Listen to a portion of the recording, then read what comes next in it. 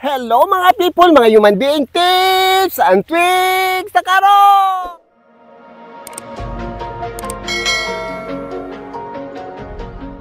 Ito ang buhok ni ma'am. Anong gawin dito sa buhok ni ma'am? Ayan, oh, rebonded siya siguro almost 2 years na. Ayan, ang buhok niya, maraming mga puti, nag-wave naman. Ganun talaga ang mga people or mga human being. So, magpariban. Kaya pag hindi magpariban, ganyan na ang buhok mo, okay ka lang pag hindi ka magpariban. Aanhin mo yung marami mong pera pag hindi ka na magpariban. So, ang gawin dito, i-riban pagkatapos. Depende ko anong gawin dito pagkatapos. I-riban muna. Then, parang kulayan tong buhok ni ma'am. Ayan o, tingnan ninyo. Ayan, buhok o. Medyo, ano ang buhok ni ma'am? Medyo makapal, medyo baga siya o. Tingnan niyo. At saka malaki ang strand sa kanyang buhok.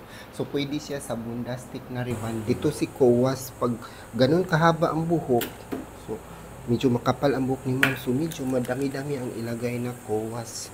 And then, leave to ng 5 minutes.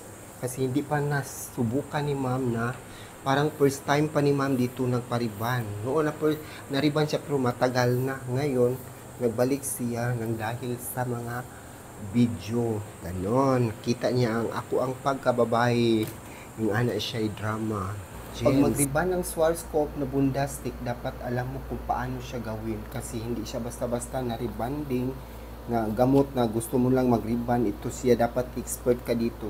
Hindi siya katulad sa dalawa kong rebanding siglat at saka si street therapy. Ito, masilan talaga. Dapat alam mo at na-analyze mo na ang buhok bago siya riban. Hindi pwedeng matagal ka mag-apply ng mga gamot para hindi ka maano sa oras. Dapat even sila lahat na pag-apply mo sa buhok. Diba? Super lambot talaga ang Schwarzkopf. Ayan o, diba makita ninyo? Super lambot ang buhok. Ayan ang Schwarzkopf product. Ang buhok hindi sira, ganyan siya maplansa o. Super plansa mo, madali lang siya ma-refine yung buhok basta hindi siya damage. So, pagkatapos dito, maganda na ang resulta. Ayan, grabe ang buhok. Ganyan ang Schwarzkopf. Parang ano ba, sinuklay lang pero kinamay lang, no? Pero ganyan ang resulta, kinamay lang to, oh. Ayan, parang walang sabit. Ito si Blend Me, pang highlights ko sa buhok. At ito naman ang 3% para sa mag-highlights na rebonded na buhok, para hindi masira yung mga buhok.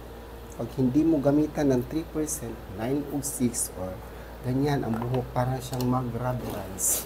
Bago magkulay, ayan, bago magkulay, di ba nakita niyo, bago magkulay, sprayhan muna ng porosity balancer, lalo na naka-highlight si ma'am. Hindi ko napakita yung highlights kanina kasi busy sa live. Ayan ang buhok ni ma'am, kinulayan ko na.